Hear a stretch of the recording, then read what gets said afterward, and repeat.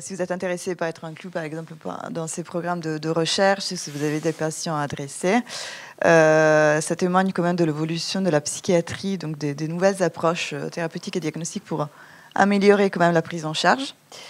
On passe sans trop tarder, on est déjà un petit peu en retard, à une présentation faite par Clémence Isaac, qui est en visio de Paris. Elle est psychologue, coordinatrice de recherche au Centre Salvador de Villévrard de Paris, et qui nous fait une présentation sur la remédiation cognitive d'un trouble bipolaire.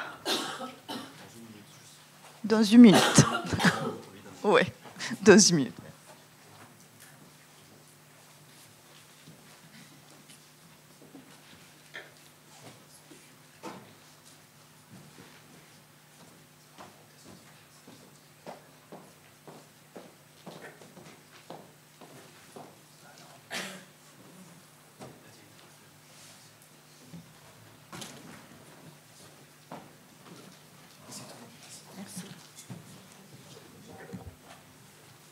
C'est tout bon.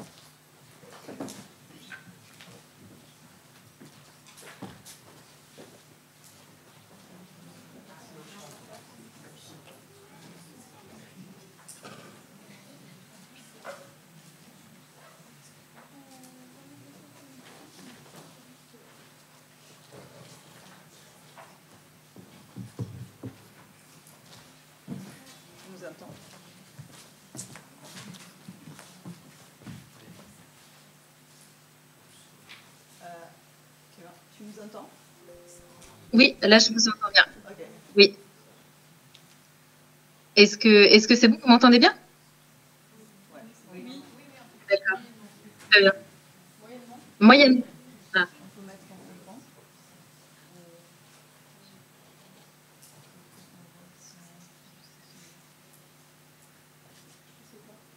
C'est bon, on essaie de...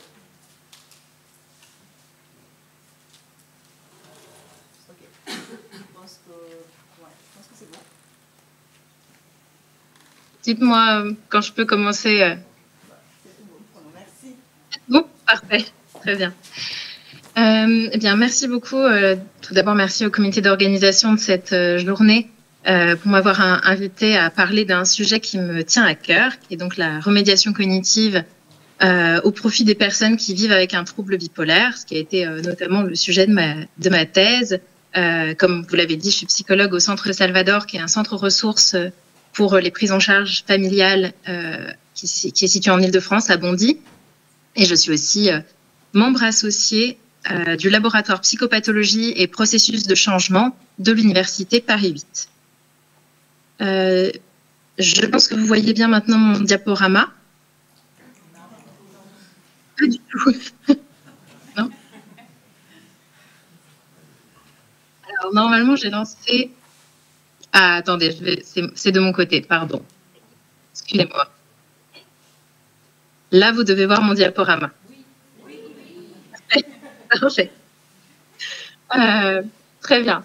Alors, donc déjà, pour vous expliquer un petit peu comment est-ce qu'on peut définir les fonctions cognitives. Donc, les fonctions cognitives, ce sont tous les outils dont on dispose, qu'on a en nous, qui nous permettent d'acquérir des connaissances sur l'environnement, d'agir dans un but précis.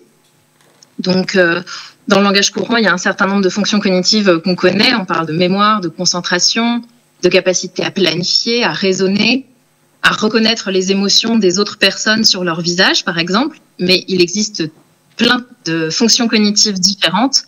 Elles peuvent nous servir, bien sûr, dans les activités dites intellectuelles, mais aussi dans les activités sportives ou artistiques, dans nos relations dans nos relations avec nos proches, quand on a des discussions, par exemple, dans les activités manuelles, et même quand on dort. Vous le savez peut-être, le sommeil nous permet de mémoriser les événements de la journée. Donc, on mobilise nos fonctions cognitives en permanence. Alors, à partir de quand parle-t-on d'un trouble cognitif? Un trouble cognitif, c'est quand une fonction cognitive fonctionne moins bien. Par exemple, quand on a des difficultés pour se concentrer. Elles peuvent aussi fonctionner moins rapidement. Par exemple, bien réussir à planifier les choses, mais il nous faut plus de temps qu'avant, par exemple, pour planifier. Et puis aussi, elles peuvent fonctionner différemment selon les situations. Par exemple, on peut avoir la même capacité à mémoriser les éléments, les choses, mémoriser une même quantité d'informations, mais avoir tendance à avoir ce qu'on appelle un biais mnésique, c'est-à-dire mémoriser davantage les informations négatives par rapport aux informations positives ou neutres. Donc, suite à un changement dans notre vie, nous pouvons tous et toutes être exposés à ce qu'on appelle un trouble cognitif. Pour le repérer, on va soi-même pouvoir observer des difficultés dans son quotidien, mais on a aussi les retours de l'entourage qui peuvent être précieux parce qu'on n'est pas tout le temps conscient de toutes les difficultés qu'on peut avoir et donc parfois les personnes sont alertées par des retours de leurs proches. Et puis, du côté des professionnels de santé, nous réalisons des bilans neuropsychologiques et fonctionnels pour évaluer les capacités cognitives et les troubles cognitifs. Donc, un bilan neuropsychologique, c'est une évaluation des fonctions cognitives standardisées. Et un bilan fonctionnel, ça permettra d'évaluer les répercussions de ces troubles cognitifs dans le quotidien des personnes, dans leur fonctionnement psychosocial. Alors, la bonne nouvelle, c'est que nous avons tous, à tout âge de la vie, une capacité à récupérer nos fonctions cognitives. C'est ce qu'on appelle la plasticité cérébrale. Et donc, notre cerveau peut créer, détruire, réorganiser des connexions et des réseaux de neurones, ce qui permet de récupérer nos capacités cognitives, quelle que soit la raison qui a causé les troubles cognitifs. Comment fait-on pour entraîner ces fonctions cognitives? On va notamment pouvoir utiliser la remédiation cognitive. Et alors, pour cela, je vais vous proposer un petit exercice interactif, si vous êtes d'accord. Alors, pour les personnes qui ont leur téléphone, vous pouvez scanner le QR code qui est à gauche ou alors vous pouvez vous connecter en tapant l'adresse qui est indiquée à droite. Donc, etc.ch/S majuscule VSS, c'est l'identifiant du sondage. Vous n'êtes pas obligé de participer. Hein. Si vous ne souhaitez pas participer avec votre téléphone portable, les questions seront quand même indiquées sur le diaporama. Mais l'avantage, si vous participez, c'est que moi, je peux voir vos réponses en direct. Alors, je vous laisse peut-être encore quelques instants si vous voulez scanner, vous connecter. Normalement, vous avez un message en anglais qui vous dit d'attendre et que le sondage va commencer.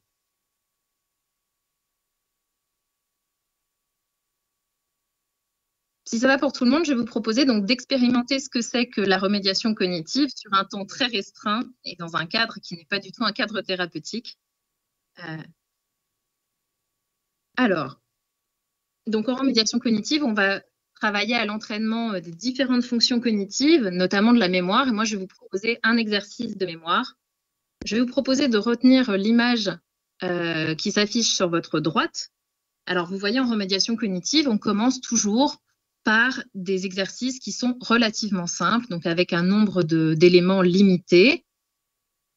Et surtout, je vais vous demander de vous concentrer sur une stratégie. Quelle va être votre stratégie pour mémoriser? Est-ce que vous allez mémoriser les éléments de haut en bas, de gauche à droite? Est-ce que vous allez les regrouper par couleur ou par forme? Ou est-ce que vous allez imaginer que les formes représentent, je ne sais pas, des personnages, une scène? Voilà, tout ça, ça peut vous aider à mémoriser. Alors, j'enlève le diaporama, ce qui va vous permettre, d'oublier un petit peu. Et je vais vous poser maintenant la première question sur cette image. Hop, voilà. Normalement, vous avez sur votre portable la question qui s'affiche. Combien y a-t-il de carrés noirs? Alors, vous êtes beaucoup, vous êtes connectés. Et bon, ça fait l'unanimité hein, pour l'instant. Très bien. Donc, tout le monde est d'accord sur le fait qu'il y avait 4 carrés noirs. Et deuxième question, quelle est la couleur du triangle?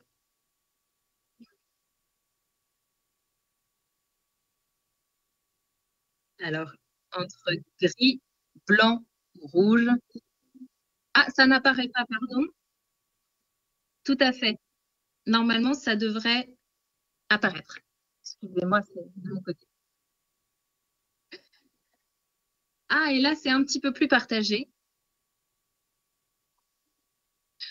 Très bien. Donc ici, quasiment tout le monde a voté. Et en effet, on a quand même une majorité de personnes qui ont dit que le triangle était blanc et certaines personnes qui ont dit que le triangle était gris. Alors, ici, je reviens en arrière. Le triangle était bien blanc. Puisque une majorité de personnes a bien répondu, je vous propose d'aller sur une image un petit peu plus complexe. Et donc maintenant, je vais vous proposer de mémoriser cette deuxième image. Alors, pour ceux qui n'ont pas forcément bien répondu la dernière fois, vous pouvez essayer de changer de stratégie. Pour ceux qui ont bien réussi, vous pouvez maintenir les mêmes stratégies en regroupant toujours pareil, par couleur, par forme.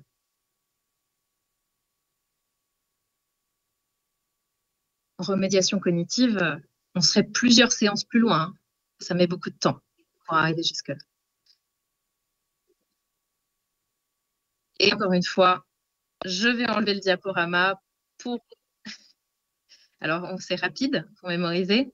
Et je vais maintenant vous proposer donc quelques questions, encore une fois. Hop, voilà. La première, où était situé le carré noir par rapport au carré blanc? Au-dessus, en dessous, ou ni au-dessus ni en dessous? Voilà, les personnes ont commencé à voter. C'est très partagé.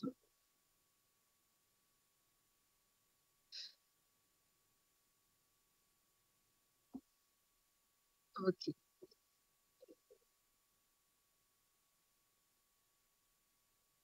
Très bien. Donc là, vous êtes à nouveau beaucoup à avoir voté. Et alors, là, c'est très partagé.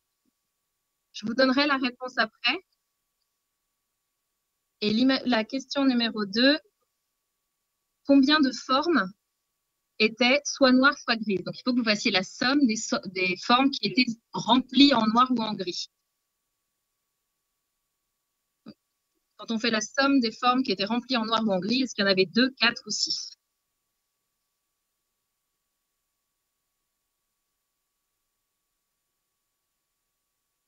Très bien. Alors, vous êtes une majorité à avoir dit qu'il y avait 4 formes noires ou grises. Et pour l'image 2, vous disiez que le carré noir était ni au-dessus ni en dessous du carré blanc. Alors, on va revenir en arrière.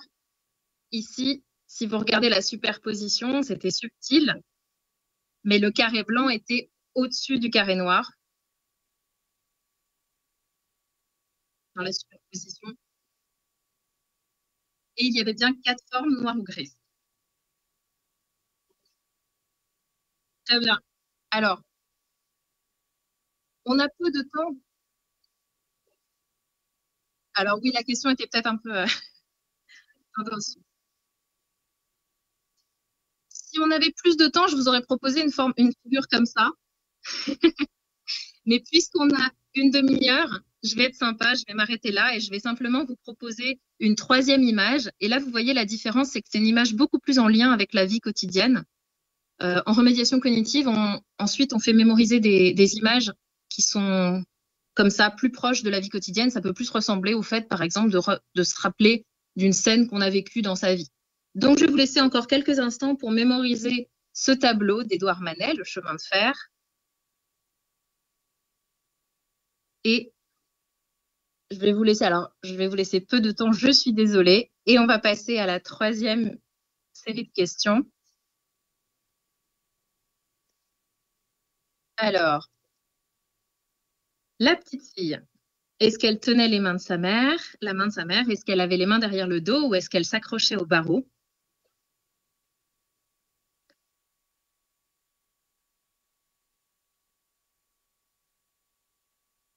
Merci pour votre participation. Vous êtes beaucoup à voter. Et là,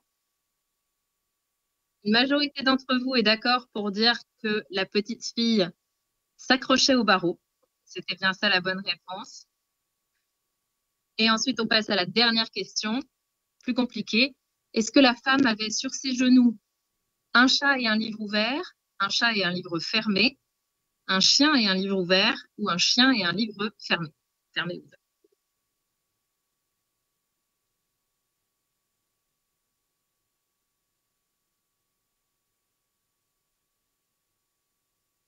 Très bien. Merci encore pour votre participation. Si, en effet, la petite fille s'accrochait au barreau et la femme avait un chien et un livre ouvert.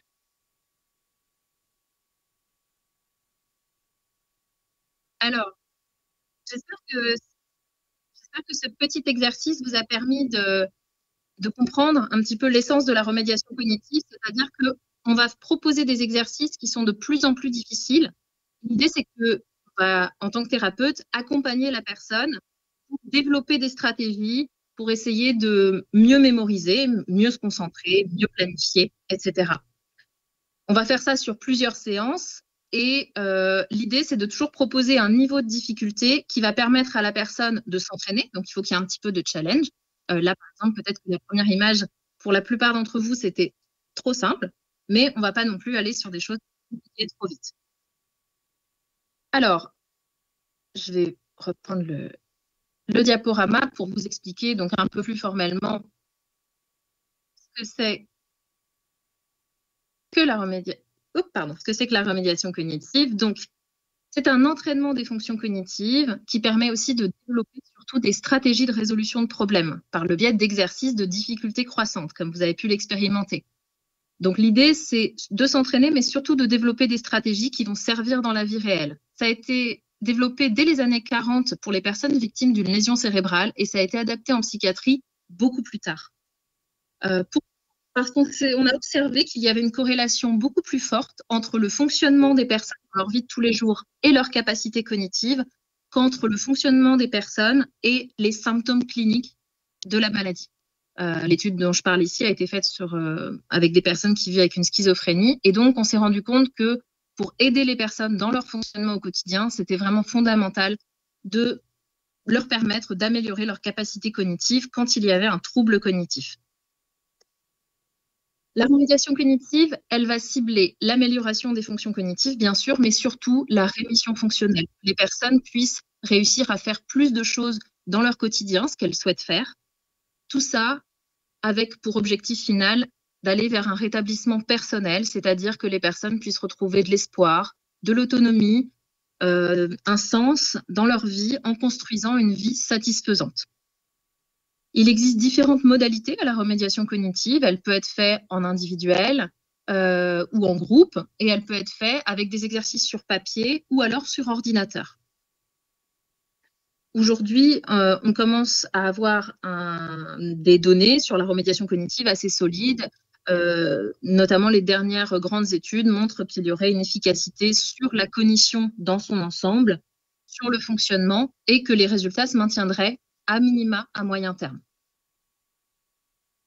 Alors, qu'en est-il dans les troubles bipolaires? Pour les personnes qui ont un trouble bipolaire, ce qui a été montré, c'est que, à l'image de ce que vous disait tout à l'heure le docteur Ray, il y a une grande variabilité. De la même manière qu'il y a une grande variabilité au niveau des symptômes cliniques, il y a aussi une grande variabilité au niveau de la cognition entre les personnes. Comme vous pouvez le voir sur le schéma à droite, ce qui a été montré, c'est que chez les personnes qui sont en rémission clinique, il y aurait environ un tiers des personnes qui n'auraient pas de troubles cognitifs, un tiers qui auraient des troubles d'une fonction isolée, une seule fonction, par exemple la mémoire, et un tiers qui aurait des troubles cognitifs qui seraient sur un grand nombre de fonctions cognitives et de domaines cognitifs. Il y a aussi une grande variabilité au cours du temps chez une même personne. Ce qu'on peut observer, si on essaye de généraliser dans les études sur des larges cohortes, c'est qu'il y a avant tout, ce qu'on observe, c'est surtout des difficultés au niveau de ce qu'on appelle les fonctions exécutives. C'est des fonctions cognitives de haut niveau qui nous permettent de réaliser les actions complexes dans notre quotidien. Par exemple, les capacités de raisonnement ou de planification. Et il y aurait aussi des troubles cognitifs qui touchent principalement l'attention, les capacités de concentration. Tout ça, évidemment, ce n'est pas isolé. Ça va pouvoir se répercuter sur la mémoire et ça va pouvoir se répercuter aussi sur ce qu'on appelle la cognition sociale, c'est-à-dire les capacités cognitives qu'on mobilise dans les interactions sociales. Par exemple, notre capacité à reconnaître les émotions des autres personnes en face de nous. Il y a une augmentation des troubles pendant les phases aiguës. mais il y a des troubles cognitifs qui peuvent persister pendant les phases de rémission symptomatique. Et puis, au cours d'une vie, ce qui a été observé, c'est qu'il y avait une augmentation des troubles cognitifs avec le nombre d'épisodes aigus vécus par une personne dans sa vie. La remédiation cognitive, elle s'est beaucoup développée pour les personnes vivant avec une schizophrénie et on en est vraiment au début pour les personnes qui vivent avec un trouble de l'humeur, en particulier avec un trouble bipolaire. Ce qui a été observé par les auteurs, c'est qu'on a besoin de prise en charge qui soit individualisée, centrée sur les projets de vie des personnes. Il existe 4 types d'approches à l'heure actuelle. Alors, le premier, c'est ce qu'on appelle la remédiation fonctionnelle. C'est de la remédiation cognitive en groupe et elle a surtout une efficacité pour améliorer le fonctionnement des personnes dans leur vie de tous les jours. Mais elle est moins efficace pour entraîner les fonctions cognitives à proprement parler. À l'inverse, il existe des programmes informatisés qui, eux, sont très efficaces pour entraîner les fonctions cognitives de manière très intensive, mais qui n'ont pas forcément une efficacité démontrée pour que ces améliorations-là se transcrivent dans le quotidien des personnes. Et puis, il existe des programmes mixtes avec de l'individuel et du groupe qui améliorent à la fois des capacités comme la flexibilité, l'autonomie, l'adaptation professionnelle. C'est aujourd'hui des programmes qui ont montré le plus d'efficacité. Ça, c'est à l'international. Nous, en France, on a une offre alternative qui est un programme que j'ai développé dans le cadre de ma thèse de sciences qui s'appelle le programme ECHO et qui a la particularité d'être donc un programme individuel sur papier, ce qui permet une très grande adaptation pour chaque personne, une très grande individualisation de la prise en charge que le thérapeute peut faire. Le programme ECHO, c'est un programme donc développé à l'origine pour les personnes qui présentent un trouble de l'humeur, qui est utilisé aujourd'hui pour les personnes avec un trouble bipolaire ou avec une dépression, un trouble dépressif. Mais il faut savoir que Alex Motu, qui réalise une thèse de sciences, essaye d'adapter le programme de manière transdiagnostique et il a également rajouté un module pour améliorer la fameuse cognition sociale dont je vous parlais tout à l'heure. Alors, pourquoi est-ce qu'on parle d'un programme écologique pour le programme ECHO? Écologique, c'est ce que vous avez vécu avec l'exercice que vous avez fait tout à l'heure. C'est-à-dire qu'on va commencer par des exercices décontextualisés avec des formes géométriques simples et on va bien sûr augmenter en difficulté dans les exercices, mais on va aussi petit à petit arriver vers des exercices qui sont au plus proche de la vie de la personne. C'est ça que veut dire écologique dans le langage des psychologues, ça veut dire au plus près de la vie de la personne. Et on va aussi dans ce programme travailler à ce que les stratégies que les personnes développent dans les exercices soient traduites dans leur vie quotidienne. Donc on va vraiment ensuite aider les personnes à mettre en place les stratégies dans leur quotidien, au travail, chez eux, etc. C'est un programme qui peut se faire soit en 16 séances, soit en 28 séances, à raison de 1 à 2 séances par semaine. Les personnes peuvent aussi faire des exercices chez elles à domicile. Et on a des exercices à la fois sur papier, mais aussi avec des outils. Donc avec le programme ECHO, il y a des cartes, des jetons, des plans de ville, plein d'outils qui permettent de travailler les fonctions cognitives. On a donc 6 modules dans le programme. Les 4 au centre permettent d'entraîner les fonctions cognitives, l'attention, la mémoire, les fonctions exécutives dont on parlait tout à l'heure et la cognition sociale. Mais avant ça, on va avoir un module de psychoéducation qui s'appelle Comprendre les troubles, je vais vous en parler juste après, et un module qui s'appelle Utiliser les stratégies, qui permet de traduire ce qu'on a travaillé en thérapie dans la vie de la personne. Je passe sur la diapo d'après pour vous expliquer donc le module de psychoéducation Comprendre les troubles. C'est un module de psychoéducation. On va travailler sur la représentation que les personnes ont des troubles cognitifs liés à la maladie en répondant aux questions que vous voyez s'afficher à droite. Qu'est-ce qu'une fonction cognitive? Qu'est-ce qui se passe dans la maladie? Qu'est-ce que c'est qu'un trouble cognitif? Comment faire face? Et puis, on va aussi essayer de comprendre les objectifs de la remédiation cognitive. Et puis, à la fin de la prise en charge, on va utiliser le dernier module, utiliser les stratégies. Et là, l'objectif, ça va être de se représenter concrètement comment on utilise ces stratégies dans la vie quotidienne. Tout à l'heure, quand vous avez fait l'exercice de mémoire, vous avez peut-être essayé de mémoriser les choses en regroupant les objets par couleur, par exemple. C'est une très bonne stratégie, mais la question, c'est comment est-ce qu'après, vous pouvez appliquer ça dans votre quotidien. Donc, on va réfléchir avec les personnes sur comment est-ce qu'elles peuvent le mettre en place dans leur quotidien. Par exemple, si la personne, à l'issue de la thérapie, a encore des difficultés à suivre les conversations avec ses proches quand il y a plusieurs personnes, on va analyser la situation, voir quelle stratégie elle utilise qui fonctionne et qui ne fonctionne pas, quel est aussi l'impact sur les émotions de la personne, éventuellement sur son humeur. Et puis, on va réfléchir à quelles sont les fonctions cognitives qui sont impliquées dans cette situation, quelles sont les stratégies que la personne peut mettre en place grâce aux exercices qu'on a fait précédemment avec elle. Et puis, la personne va essayer ces stratégies dans son quotidien, entre les séances. Et quand elle va revenir, elle va dresser un bilan. Est-ce que les stratégies ont été efficaces ou pas? Et quelle est l'efficacité globale de ces stratégies pour la situation donnée? Et donc, on va travailler comme ça avec la personne sur plusieurs situations de sa vie quotidienne. Aujourd'hui, le programme ECHO, il a été validé de manière préliminaire sur une cohorte de 13 participants qui a montré une amélioration significative du raisonnement visuel des personnes suite à la thérapie par rapport à une thérapie contrôle. Une étude mixte qualitative a montré qu'il était très important d'individualiser la prise en charge parce que les personnes avaient des profils très spécifiques, très différents les uns des autres. Et une étude de cas a pu suggérer notamment que la thérapie pouvait être efficace pendant les épisodes dépressifs, qu'on pouvait continuer à travailler pendant les épisodes dépressifs, notamment les dépressions saisonnières, pour améliorer les fonctions exécutives et l'attention de la personne.